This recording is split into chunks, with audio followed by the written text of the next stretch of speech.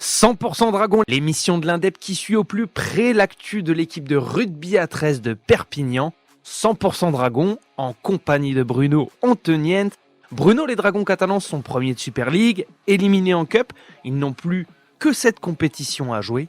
Est-ce que tu peux nous donner le programme des échéances à venir pour les hommes de Steve McNamara ? Après 3 réceptions consécutives, les Dragons catalans préparent 2 déplacements. Le premier ce vendredi soir à Lille, le second en suivant jeudi prochain du côté de Wigan. Alors bien entendu, Steve McNamara espère que la profondeur de l'effectif lui permettra de passer au mieux ces 2 gros rendez-vous en Angleterre. Et concernant du coup le groupe pour ce premier rendez-vous de vendredi, l'équipe sera au complet ?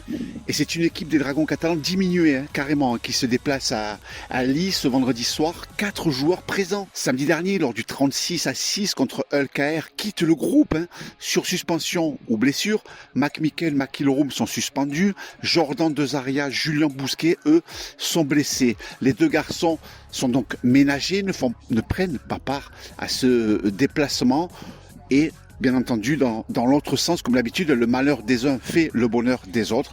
Le retour de Paul Séguier, le retour d'Alrix d'Acosta, d'autres rentrées aussi du côté des Dragons catalans avec Franck Maria positionné sur le banc des remplaçants avec Mathieu Laguerre. Qu'est-ce que tu peux nous dire sur l'adversaire de ce week-end ? Parce que bon, si on s'intéresse un peu, on voit que c'est quand même une formation qui est pas très bien placée.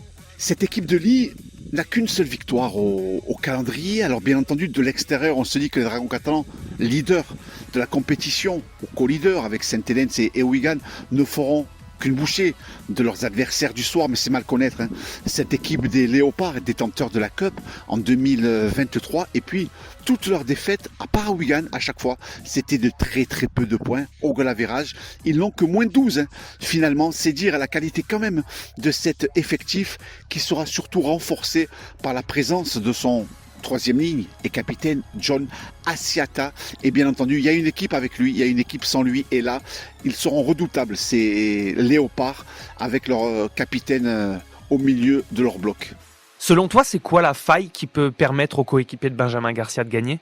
Encore une fois, les clés de cette rencontre, eh bien, ce sera la défense d'un côté et la discipline de l'autre. La défense, les Dragons catalans ont mis de belles bases la semaine dernière avec un seul essai concédé contre Hull KR, et puis la discipline avec seulement 7 pénalités contre eux. Les Dragons catalans sont mieux, même s'ils ont écopé de 2 joueurs suspendus en suivant et après cette rencontre.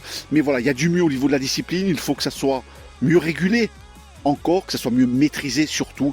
Et puis on attend bien entendu encore une très très grosse défense des Dragons qui, rappelons-le, n'ont jamais perdu sur ce terrain du Lille Sport Village. Retrouvez cette émission et toutes nos productions sur Radio Indep et en podcast sur l'indépendant.fr, nos réseaux sociaux et votre plateforme de streaming favorite.